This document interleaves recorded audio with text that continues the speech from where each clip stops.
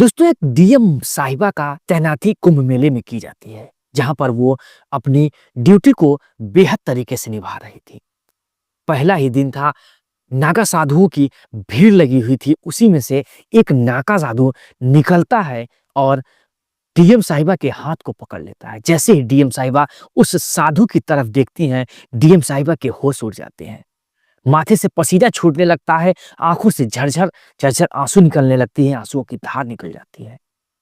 नागा साधु जो था, उनकी आंसुओं को पोंछता है और कहता है, जो जीवन में लिखा था वही हो रहा है, अब पछताने से क्या होता है, अब ये आंसू मत बहाओ, इस आंसुओं की कोई कीमत नहीं है। आखिर में वो नागा साधु डीएम साहिबा के आंसू क्यों पूछ रहा था और क्यों ऐसी बात कह रहा था? आखिर डीएम साहिबा उस आदमी को देखकर क्यों हैरान रह गई? इस कहानी में ये सब कुछ कवर करेंगे और कहानी में समझेंगे। उससे पहले आपसे छोटी-सी रिक्वेस्ट है, चैनल पर नए हैं तो चैनल को सब्सक्राइब कर लीजिएगा, वीडियो को लाइक कर लीजिएगा और वीडियो को शेयर कर दीजिएगा। चलिए वीडियो को करते हैं स्टार्ट और समझते हैं इस पूरी कहानी को। दोस्तों, ये कहानी है उत्तर प्रदेश के प्रयागराज जिले की, जहाँ पर एक गरीब निम्न वर्ग का एक परिवार रहता है, जिसके पिता का नाम दिनेश होता है और माता का नाम सुमन होता है। 4-5 बहनें थी। एक पुत्र की तलाश में उसके 5 लड़कियां पैदा हो गई। सबसे छोटी जो लड़की थी निधि, वो पढ़ने में इतना होशियार थी कि वो स्कूल में भी अच्छे नंबर से पास हुआ करती थी। दोस्तों, उसका पढ़ने में बहुत ही मन था। स्कूल के सारे मास्टर कहते थे कि जरूर ये अपना किसी दिन पढ़ाई के दम पे बहुत बड़ा नाम कमाएगी। इसी सोच में वो अपनी पढ़ाई कर रही थी, अपने जीवन को आगे बढ़ा रही थी। धीरे धीरे उसके पिता करके उन चारों बहनों की शादी कर देते हैं। अब नंबर आता है निधि की, इसकी भी उम्र 16 साल के आसपास हो गई थी। हाई स्कूल का पेपर दे रही थी। हाई स्कूल में वो पेपर देने के बाद उसका जो घर पर था बैठी हुई थी। तभी उसके रिश्तेदार जो होते हैं, वो रिश्ते के लिए एक बहुत अच्छा सा मेहमान ले आते हैं। दोस्तों, जो उधर लड़के वाले थे बहुत ही अमीर थे। लड़का 19 साल के आसपास था, लड़की इधर 16 साल की थी। वो लोग कहते हैं जोड़ी बहुत अच्छी है, क्यों ना इनको की शादी कर दिया जाए। दोस्तों, संध्या जो निधि थी, वो लाख मना करती है कि नहीं, मैं शादी नहीं करूंगी, लेकिन उसके पिता जो होते हैं, वो नहीं मानते हैं और शादी के लिए हाँ कर देते हैं। दोस्तों, उधर लड़का जो था, वो कहीं उसका और चक्कर चल रहा था, किसी से और अफेयर था। वो इस शादी में इंटरेस्ट नहीं ले रहा था, उसका भी जबरदस्ती शादी तय कर दिया जाता है। इधर लड़की निधि का जो बाप था, वो सोचता है कि लड़के वाले बहुत अमीर हैं और लड़की की शादी कर दे, जिससे लड़की हमारी बहुत खुश रहेगी। विधि विधान रीति रिवाज के साथ दोनों की शादी कर दी जाती है। शादी करने के बाद निधि जो होती है, वो अपनी ससुराल जाती है। इधर निधि की बाल विवाह हुआ था, वो अभी लड़कपन में थी, कुछ उससे गलतियां भी होने लगी थी। अब धीरे धीरे शादी की पहले दिन पहुंचता है उसका पति, तो उससे मुंह मोड़ लेता है। ये नहीं समझता कि ये मेरी पत्नी है। निधि उससे बात करना चाहती है कि मुझे पढ़ना है, मुझे आगे बढ़ना है, लेकिन वो कुछ बात को नहीं सुनता, क्योंकि उसका जो मन था वो कहीं और था, किसी और में था, किसी और लड़की से उसका दिल लगा हुआ था। दोस्तों, धीरे धीरे क्या होता है, समय बीतता है और उसकी जीवन वहीं चलने लगती है। एक दिन रिजल्ट आता है हाई स्कूल की और पता चलता है कि वो जिले में टॉप कर गई है।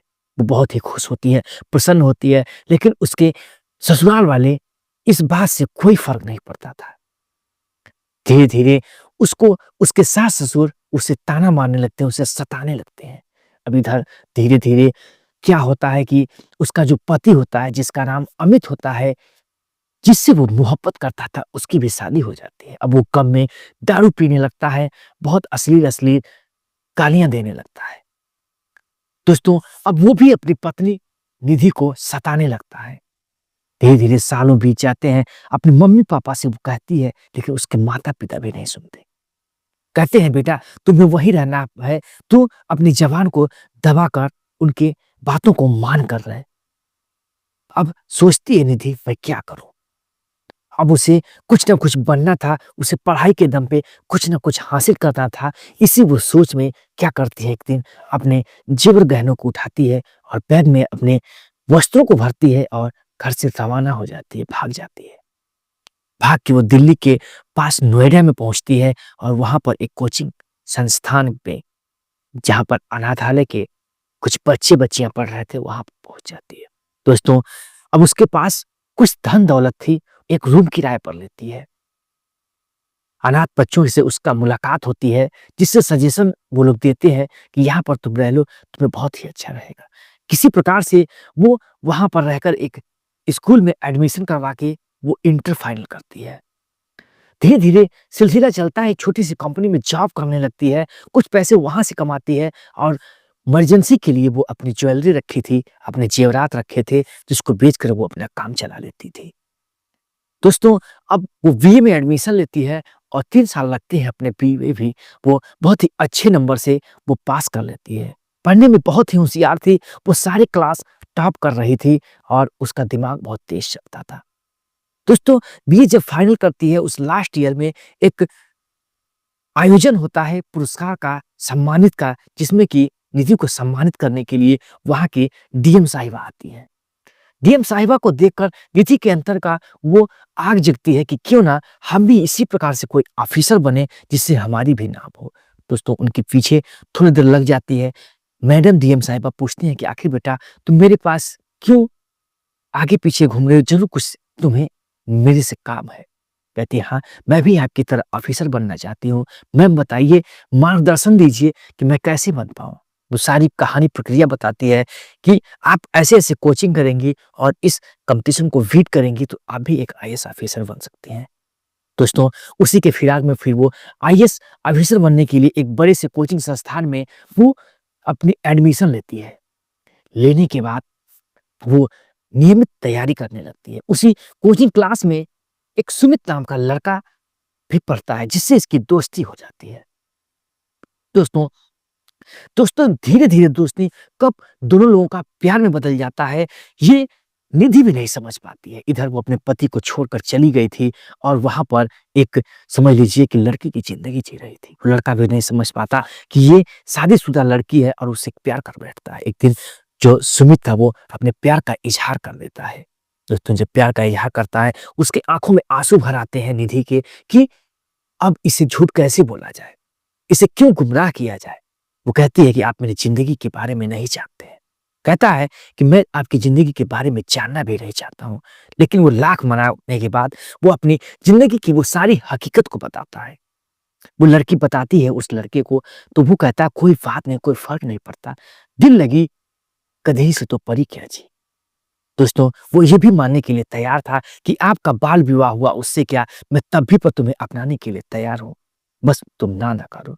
दोस्तों, वो भी मान जाती है क्योंकि उसके उम्र का, उसके मिजाज का, उसके साथ का लड़का था, उसके मन लायक लड़का था। दोस्तों, दोनों को प्यार में जो थी दोस्ती बदल जाती है, धीरे-धीरे वो लोग तैयारी करने लगते हैं और पहले ही अटेम्प्ट में वो आईएएस की परीक्षा बीट कर जाती है। दोस्तों, परीक्षा बीट करने के बाद उसके बाद जो उधर वो सुमित था, वो उस परीक्षा में फेल हो जाता है। लेकिन कहीं न कहीं पास होने पर निधि से सुमित को बहुत ही खुशी होती है कि चलो कोई बात नहीं, मैं नहीं पास हुआ तो क्या हुआ, तुमने तो आईएएस की परीक्षा को बीट किया है। उसके बाद फिर उसका इंटरव्यू होता है, उसपे भी क्वालीफाई कर जाती है और फाइनली वो एक आईएएस ऑफिसर के पद पर जो कि उसका सिलेक्शन हो जाता है। सिलेक्शन होने के बाद फिर होता क्या है कि वो लड़की जो होती है, वो सेलेक्ट होकर उसकी ड्यूटी जो है प्रयागराज में लग जाती है, जहाँ पर कुंभ मेले का आयोजन होने वाला था। दोस्तों, वहाँ पर अपनी देख-रेख कर रही थी, अपने काम को अंजाम दे रही थी, अपनी सिक्योरिटी को संभाल रही थी। तभी अचानक पहले दिन की जब शुरुआत होती है, वहाँ पर नागा साधु लाखों की संख्या में आते हैं, जिसमें स्नान करके एक नागा साधु निकल रहा था, तभी डीएम साहिबा के हाथ को पकड़ लेता है। जैसे ही डीएम साहिबा देखती है उस नागा साधु को, डीएम साहिबा के होश उड़ जाते हैं।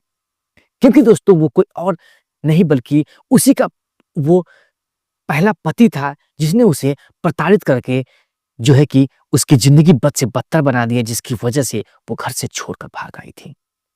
उधर वो नागा साधु कहता है मुझे माफ कर दो, मुझे माफ कर दो। फिर पूछती है कि तुम आखिर नागा साधु कैसे बन गए? तो फिर वो बताता है कि जब तुम मुझे छोड़कर चली गई तब मुझे तुम्हारा एहसास हुआ कि तुम्हारे मेरे जीवन में कुछ महत्व था। मैंने लाख ढूँढा, बहुत जगह ढूँढा, कोशिश किया पाने के लिए लेकिन मैं नहीं पा सका। मैंने वैराग्य जो था ग्रहण कर लिया और एक जो कि सन्यास ले लिया, सन्यासी के रूप में अपना जीवन यापन करने लगा और मैं नागा साधु बन गया ताकि मैं ज़िंदगी में किसी भी पत्नी को फिर से मुड़कर नहीं देखा। दोस्तों, जब ये कहानी बताता है तो उसके भी आँखों से आँसू आ जाते हैं। कहती है अब क्या? तो कहता है नागा साधु, देखो तुम मेरे लिए अपना जीवन मत व्यर्थ करो और तुम कोई अच्छी-सी शादी कर लेना। कहती है कैसे कर लें? तुमसे तो मेरा विवाह हुआ है। कहता है कि लाओ कोर्ट मैरिज के पेपर, मैं उस पर साइन कर देता हूँ। दोस्तों, हँसी-हँसी वो नागा साधु उस कोर्ट मैरिज के पेपर पे जो था डिवोर्स के पेपर पे वो साइन कर देता है और फाइनली दोनों का डिवोर्स हो जाता है। दोस्तों, कहीं न कहीं जो निधि थी वो भी खुश थी और कहीं न कहीं उसे ये बात को सता रहा था कि मेरा पहला पति नागा साधु बनकर सन्यासी बन गया और मेरे डिवोर्स के उस पेपर पर एक भी बार नहीं सोचा और मुझे जीने के लिए मुझे इन अपने जीवन जीने के लिए उसने स्वतंत्र छोड़ दिया। दोस्तों, उसके बाद वो फिर उस सुमित जो कि अभी तैयारी कर रहा था आईएएस की, वो भी अब अपनी परीक्षा जो है थी वीट कर लिया था और फाइनली उससे शादी कर लेती हैं और शादी होने के बाद फिर अपना जो है कि परिवार आगे बढ़ाने के लिए सोचने लगती हैं। दोस्तों, हमारा कहानी सुनाने का मकसद आपके किसी भी भावनाओं को ठेस पहुँचाना नहीं है। हमारी कहानी सुनाने का मकसद ये था, दोस्तों आपके भी जीवन में उतार और चढ़ाव आ सकते हैं, लेकिन आपके उतार-चढ़ाव आने से अपना ज़िंदगी की वो दिशा नहीं मोड़ना। दोस्तों, अपने उस कार्य को निरंतर बनाए रखना ताकि सुख-दुःख तो आते रहते हैं। दोस्तों, ऐसी इंटरेस्टिंग और इमोशनल कहानी सुनने के लिए हमारे चैनल को सब्सक्राइब कर लीजिएगा और वीडियो को लाइक कर लीजिएगा। फिर मिलेंगे ऐसी इंटरेस्टिंग कहानी लेकर। जय हिंद, जय भारत, वंदे मातरम।